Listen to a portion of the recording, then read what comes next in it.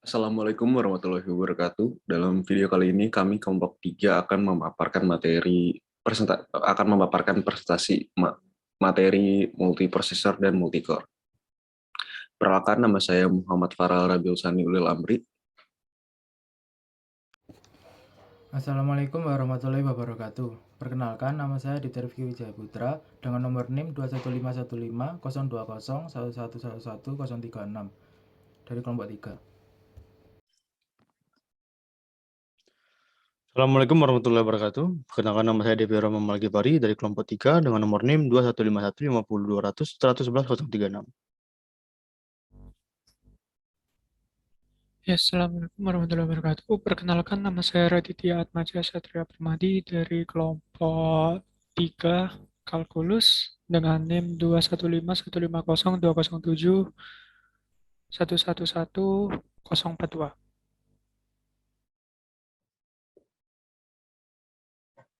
Perkenalkan, nama saya Rizky Fernanda dan NIM saya 21515020711078. Multiprosesor. Multiprocessing adalah istilah teknologi informasi dalam bahasa Inggris yang merujuk kepada kemampuan pemrosesan komputer yang dilakukan secara serentak. Hal ini dimungkinkan dengan menggunakan 2 CPU atau lebih dalam sebuah sistem komputer.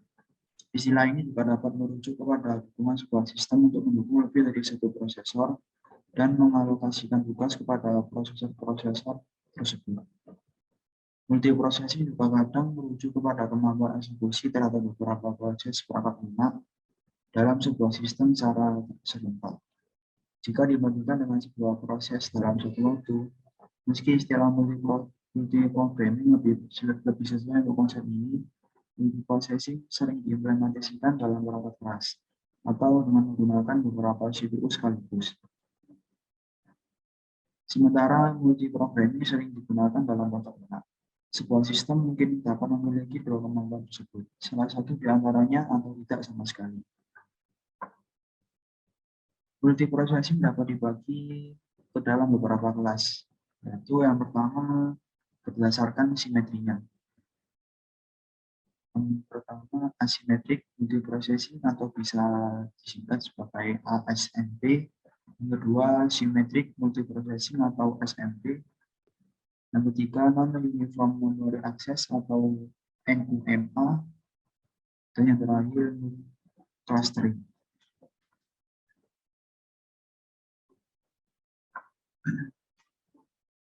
Kelas yang kedua berdasarkan jumlah instruksi dan datanya. Yang pertama SISD atau Single Instruction on Single Data Stream. Yang kedua SIMD atau Single Instruction on Multiple Data Stream. Yang ketiga MISD, Multiple Instruction on Single Data Stream. Yang keempat MIMD, Multiple Instruction on Multiple Data Stream. Ketiga berdasarkan kedekatan antar prosesor. Yang pertama loosely coupled, yang kedua tightly coupled. Jenis-jenis multiprocessing. Yang pertama asymmetric multiprocessing atau AMP. Pendekatan pertama untuk multiprosesor scheduling adalah symmetric multiprocessing scheduling atau biasa disebut juga sebagai penjadwalan master slave multiprosesor, di mana metode ini satu prosesor bertindak sebagai master dan prosesor lainnya sebagai slave. Master prosesor bertugas untuk menjadwalkan dan mengalokasikan proses yang berhubungan dengan sistem. Slave prosesor melayani user request untuk mengeksekusi program. Pemrosesan yang banyak tidak menyebabkan penurunan performance. Yang kedua, symmetric multiprocessing atau SMP. Symmetric multiprocessing melibatkan arsitektur perangkat keras komputer dan perangkat lunak multiprosesor di mana dua atau lebih prosesor yang identik terhubung ke memori utama tunggal yang dibagikan. Memiliki akses penuh ke semua perangkat input dan output dan dikendalikan oleh instansi sistem operasi tunggal yang memperlakukan semua prosesor sama, tidak memesan untuk tujuan khusus. Sebagian besar sistem multiprosesor saat ini menggunakan arsitektur SMP Dalam kasus prosesor multi-inti, arsitektur SMP berlaku untuk inti, memperlakukan mereka sebagai prosesor terpisah. Yang ketiga, Non-Uniform Memory Access atau NUMA multiprocessing.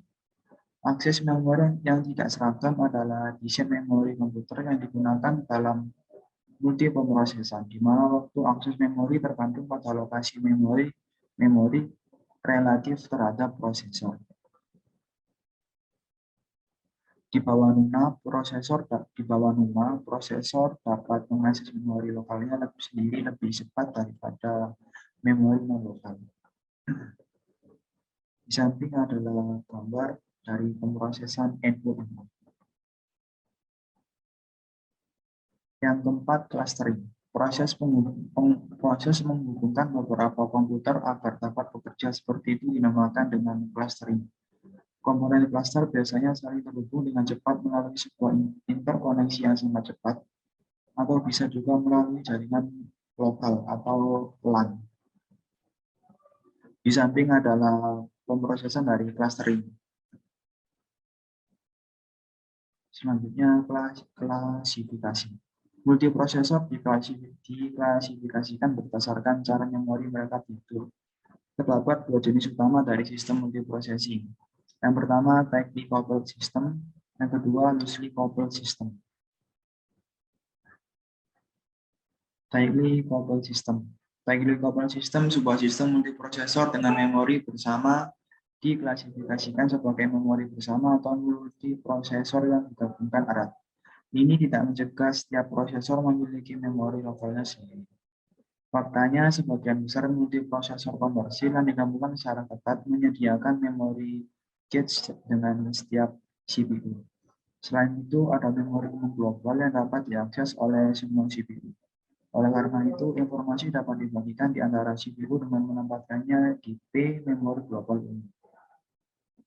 Symmetric multiprocessing atau SMP melibatkan arsitektur sistem multiprosesor di mana dua atau lebih prosesor identik terhubung ke satu memori utama bersama.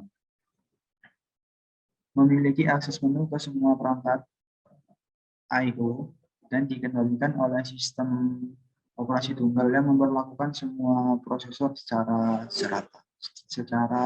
setara. Memesan tidak ada tujuan khusus. Selanjutnya, gambar ini menunjukkan sistem dari cara kerja dari SMP atau Symmetric Multiprocessing System.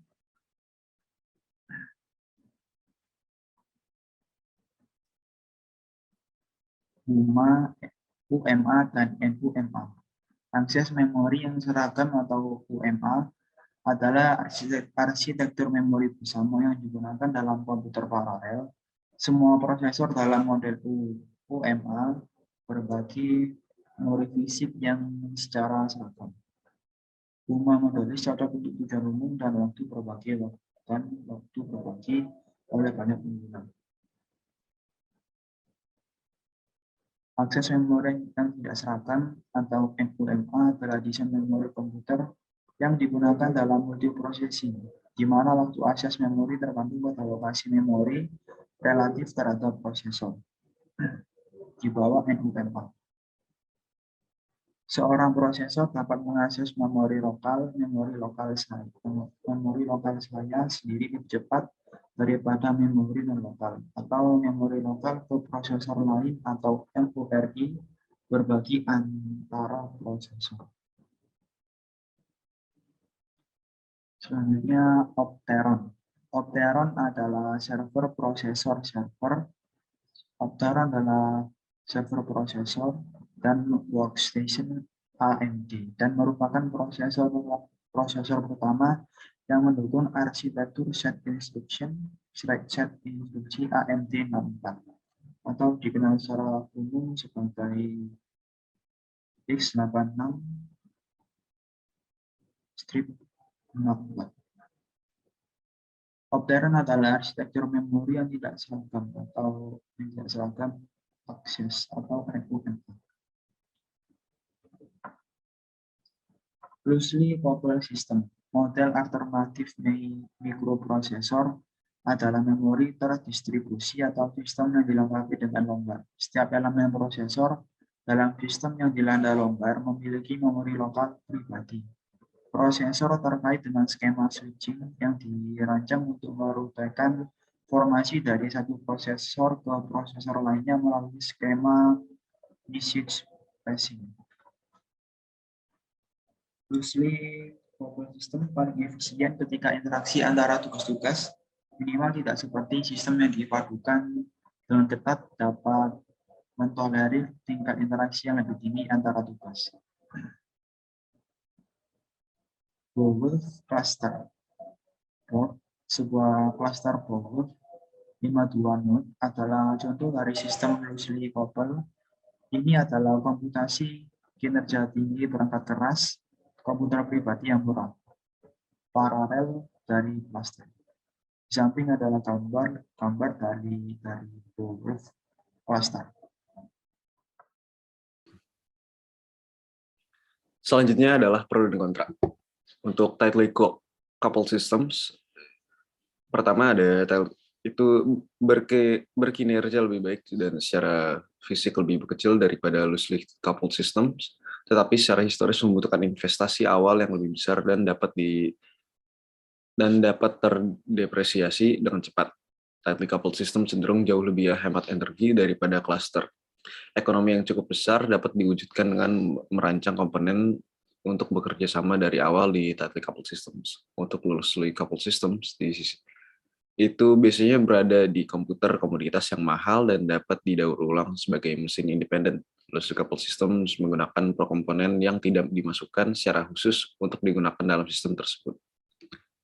Sistem memori multiprosesor ada terbagi menjadi dua. Yang pertama ada sistem memori pribadi, sebuah konfigurasi di mana prosesor-prosesor memiliki lokal dan antar prosesor dapat saling berkomunikasi satu sama lain melalui satu sistem transfer message. Dalam sistem transfer message, prosesor memiliki unit masukan dan keluaran atau input-output dan juga menggunakan memori masing-masing sehingga sebagai unit pengontrol pekerjaan adalah sebagian dari message transfer.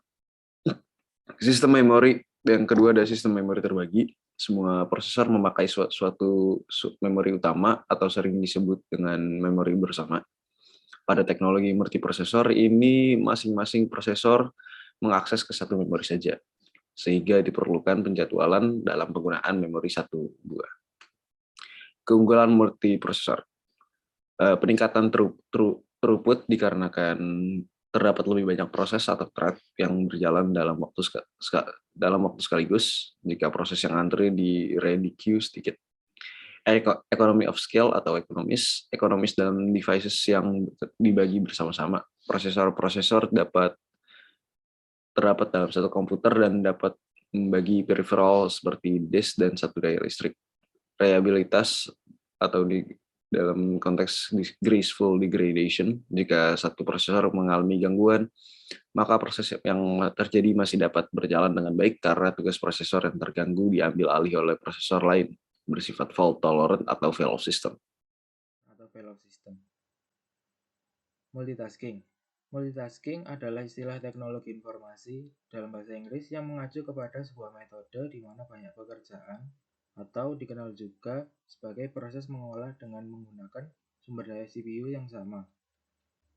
Multitasking memecahkan masalah ini dengan menjadwalkan pekerjaan mana yang dapat berjalan dalam satu waktu, dan kapan pekerjaan yang lain menunggu untuk diolah dapat dikerjakan. Dalam sistem time sharing, pekerjaan yang sedang diolah harus melepaskan kerja CPU, baik secara sukarela atau dari interaksi luar, seperti interupsi perangkat keras. Sistem time sharing didesain untuk memperbolehkan beberapa program seolah diproses secara bersamaan. Time sharing. Time sharing ini adalah inovasi yang memungkinkan komputer-komputer besar memproses banyak tugas secara simultan dengan memberikan potongan waktu pada masing-masing tugas dan beralih dari satu tugas ke tugas lainnya dengan cepat. Jadi ini adalah diagram time sharing yang menggunakan CPU scheduling dan multiprogramming untuk menyediakan setiap user dengan bagian kecil dari time share komputer. Organisasi bus. Organisasi bus memiliki beberapa kelebihan. Yang pertama yaitu simplicity atau kesederhanaan. Jadi organisasi bus ini merupakan pendekatan paling sederhana untuk organisasi multiprosesor. Berikutnya yaitu flexibility atau fleksibilitas. Jadi umumnya organisasi bus ini mudah untuk memperluas sistem dengan memasang lebih banyak prosesor ke bus. Reliability atau keandalan. Jadi bus ini pada dasarnya adalah media pasif dan kegagalan perangkat yang terpasang tidak boleh menyebabkan kegagalan seluruh sistem. Kekurangan dari organisasi bus. Kelemahan utama dari organisasi bus ini adalah kinerjanya. Jadi semua referensi memori yang melewati bus umum performanya terbatas dengan waktu siklus bus. Lalu setiap prosesor harus memiliki memori cache yang mengurangi jumlah akses bus. Mengarah ke masalah dengan koherensi cache. Jika sebuah kata diubah dalam satu cache, kata tersebut dapat membuat kata tidak valid di cache lain. Untuk mencegah hal ini, prosesor lain harus diberitahu bahwa pembaruan telah terjadi. Biasanya ditangani di perangkat keras daripada sistem operasi. Koherensi cache. Untuk solusi perangkat lunaknya, yaitu mencoba menghindari kebutuhan akan sirkuit dan logika perangkat keras tambahan dengan mengandalkan compiler dan sistem operasi untuk mengatasi masalah tersebut. Namun pendekatan perangkat lunak waktu kompilasi umumnya harus membuat keputusan konservatif yang mengarah pada pemanfaatan cache yang tidak efisien. Lalu untuk solusi perangkat keras, umumnya disebut sebagai protokol koherensi cache. Solusi ini memberikan pengenalan dinamis pada saat menjalankan kondisi potensi ketidakkonsistenan. Karena masalah hanya ditangani ketika benar-benar muncul, ada penggunaan cache yang lebih efektif, yang mengarah pada peningkatan kinerja melalui pendekatan perangkat lunak. Pendekatan transparan bagi pemrogram dan compiler mengurangi beban pengembangan perangkat lunak. Selanjutnya saya akan menjelaskan materi berikutnya yaitu tentang komputer multicore. Jadi multicore adalah IC atau sirkuit terintegrasi yang menghubungkan dua atau banyak prosesor untuk kinerja yang lebih baik, mengurangi konsumsi daya, dan pemrosesan banyak tugas secara simultan yang efisien. Pengaturan dual core mirip dengan memiliki banyak pengaturan prosesor individu dalam satu komputer. Namun, karena prosesor ganda dicolokkan ke satu soket, koneksi di antara keduanya menjadi cepat. Biasanya multicore bisa terjadi karena memberikan keuntungan di berbagai area, seperti yang pertama ada energi efisien. Dengan penggunaan multicore, arsitek dapat mengurangi jumlah komputer yang disematkan. Mereka mengatasi peningkatan pembentukan panas yang pada gilirannya mengurangi pendinginan. Penerapan multicore mengurangi konsumsi daya yang meningkatkan umur baterai. Lalu ada konkurensi. Dengan cara mengalokasikan aplikasi ke berbagai inti, multicore meningkatkan bantuan bawaan untuk pemrosesan paralel aktual dalam aplikasi perangkat lunak individu dalam berbagai aplikasi. Selanjutnya ada performa. Sebuah multicore dapat meningkatkan kinerja dengan menjalankan banyak aplikasi pada waktu yang bersamaan. Jarak yang berkurang antara inti pada chip yang disertakan memungkinkan latensi akses sumber daya yang lebih pendek, serta kecepatan cache yang tinggi jika berlawanan dengan penggunaan komputer atau prosesor terpisah. Di sisi lain, ukuran peningkatan kinerja bergantung pada beberapa banyak inti dan tingkat konkurensi nyata dalam program dan penerapan sumber daya bersama. Lalu ada beban perangkat keras. Dengan penggunaan multicore, arsitek mampu menghasilkan sistem dengan sedikit prosesor dan komputer. Lalu ada isolasi. Sebuah inti ganda dapat meningkatkan isolasi spasial serta temporal dibandingkan dengan inti tunggal. Perangkat lunak yang bekerja pada inti tunggal cenderung tidak mempengaruhi program pada inti lain dibandingkan jika keduanya dijalankan pada inti yang sama. Pemisahan ini terjadi karena isolasi spasial dan juga isolasi temporal. Karena utas pada inti tunggal tidak ditunda oleh utas pada inti lain, banyak inti juga yang dapat meningkatkan ketahanan dengan melokalkan efek cacat ke suatu inti. Isolasi yang lebih baik ini sangat penting dalam implementasi independen dari aplikasi kritis gabungan. Lalu ada kekokohan dan keandalan. Dengan mengalokasikan perangkat lunak ke banyak inti meningkatkan keandalan serta ketahanannya, seperti kegagalan dan toleransi kesalahan. Melalui pembatasan kesalahan dan penyebaran kegagalan dari program pada suatu inti ke program inti lain, alokasi perangkat lunak ke banyak inti juga mendukung toleransi kegagalan melalui bantuan failover dari suatu inti ke inti lainnya. Lalu ada menghindari keusungan. keusangan. Penerapan multicore memungkinkan arsitek untuk menghindari keusangan teknis dan meningkatkan pemeliharaan. Produsen chip menggunakan kemajuan teknis terbaru untuk chip multicore mereka. Karena jumlah inti terus meningkat, semakin sulit untuk mendapatkan chip inti tunggal. Lalu aplikasi efektif untuk proses multicore, yaitu ada multi-asli berulir aplikasi, di mana bersifat paralelisme tingkat benang, ditandai dengan memiliki sejumlah kecil proses yang berulur. Selanjutnya ada multiproses aplikasi. Paralelismenya tingkat proses, ditandai dengan adanya banyak proses single thread. Lalu ada Java aplikasi, menggunakan threading dengan cara fundamental. Lalu Java Machine Virtual itu adalah multiprosesor yang berulir yang menyediakan penjadwalan dan manajemen memori untuk aplikasi Java. Lalu ada multi aplikasi instan. Jika beberapa aplikasi memerlukan beberapa tingkat isolasi teknologi virtualisasi, dapat digunakan untuk menyediakan masing-masing lingkungan yang terpisah dan aman. Lalu lanjut ke multicore organization. Ini adalah merupakan multicore organization yang dibagi menjadi 4. Jadi yang pertama dari dedicated L1 case. Gambar ini menunjukkan organisasi yang ditemukan beberapa chip komputer multicore sebelumnya dan masih terlihat di chip tertanam. Dalam organisasi ini, satu-satunya cache pada chip adalah cache L1. Setiap inti memiliki cache L1 tersendiri. Hampir selalu cache L1 dibagi menjadi cache instruksi dan data. Contoh dari organisasi ini adalah ARM11 MP Core. Lalu selanjutnya ada dedicated L2 cache. Organisasi ini juga satu di mana tidak ada berbagi cache di chip. Dalam hal ini, ada cukup area yang tersedia pada chip untuk memungkinkan cache L2. Contoh dari organisasi ini adalah AMD Opteron. Lalu selanjutnya ada share L2 cache dan share L3 cache. Gambar menunjukkan alokasi ruang chip ke memori, tetapi penggunaan cache L2 bersama. Intel Core 2 yang memiliki organisasi ini. Lalu, ada jumlah cache memori yang tersedia pada chip terus berkembang. Kinerja pertimbangan mendikte, memisahkan cache L3 bersama yang terpisah, dengan cache L1 dan L2 khusus untuk setiap prosesor inti. Intel Core i7 adalah contoh dari organisasi ini. Lalu ada arsitektur sistem heterogen atau disingkat dengan HSA. Fitur utama dari pendekatan HSA meliputi pertama yaitu seluruh ruang memori virtual terlihat oleh CPU dan GPU. Lalu sistem memori virtual memasukkan halaman ke memori utama fisik sesuai kebutuhan. Lalu kebijakan memori yang koheren memastikan bahwa cache CPU dan GPU sama-sama melihat tampilan data yang terbaru.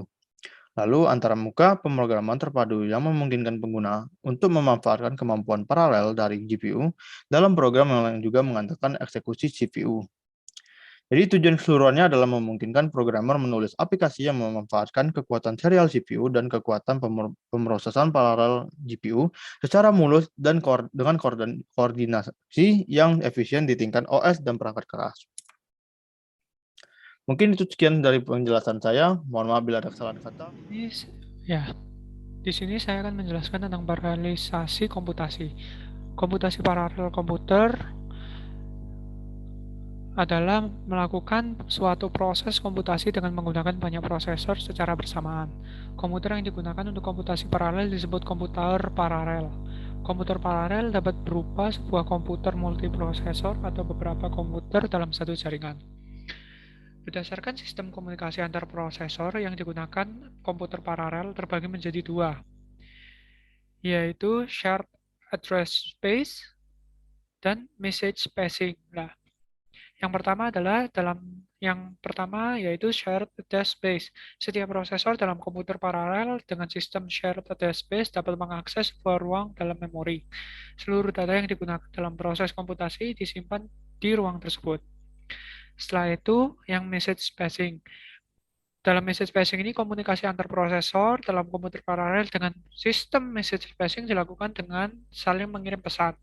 Komputer paralel ini tidak memiliki ruang memori yang dapat diakses oleh semua prosesor, sehingga seluruh data yang digunakan dapat dalam proses komputasi harus dikirim dari satu prosesor lainnya. Setelah itu ada langkah mendesain aplikasi paralel. Ada 4. Yang pertama adalah partitioning, membuka peluang awal pengaksesan secara paralel. mempartisipasi jumlah besar tugas dalam ukuran kecil dengan tujuan menguraikan sesuatu masalah menjadi butiran-butiran kecil. Setelah itu adalah communication. Pelaksanaan komputasi dalam satu tugas membutuhkan asosiasi data antara masing-masing tugas. Data kemudian harus berpindah-pindah antar tugas dalam melangsungkan komputasi. Aliran informasi ini dispesifikasikan dalam fase communication. Setelah itu ada agglomeration, yaitu pertimbangan apakah diperlukan pengulangan agglomeration tugas-tugas pada fase partition menjadi lebih sedikit dengan masing-masing tugas berukuran lebih besar untuk pengeksekusian yang lebih efisien. Setelah itu ada mapping, non-spesifikasi di mana setiap tugas akan dieksekusi.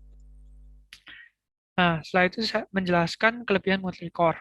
Ada 3, yaitu yang pertama adalah meningkatkan performa dari operasi cache snoop atau bus snooping, sebuah teknik yang digunakan dalam sistem pembagian memori terdistribusi dalam multiprosesor yang ditujukan untuk mendapatkan koherensi pada cache. Setelah itu, yang kedua adalah desain CPU multicore menggunakan ruang yang lebih kecil pada PCB dibanding dengan desain multi-chip SMP. Setelah itu, yang terakhir adalah desain multicore memiliki resiko desain error yang lebih rendah daripada desain single core. Untuk kekurangannya, yaitu dalam sistem operasi butuh penyesuaian kepada software yang ada untuk memaksimalkan kegunaan dari sumber daya komputasi yang disediakan oleh prosesor multicore. Setelah itu, kemampuan multiprosesor multicore untuk meningkatkan performa aplikasi bergantung pada penggunaan banyaknya thread atau dalam aplikasi tersebut. Pemanfaatan daerah permukaan silikon dari desain single core lebih baik daripada desain multicore. Pengembangan chip multicore untuk produksinya menjadi menurun karena semakin sulitnya pengaturan suhu pada chip yang padat. Ya, sekian dari presentasi kelompok kami. Kurang lebihnya mohon maaf. Terima kasih. Wassalamualaikum warahmatullahi wabarakatuh.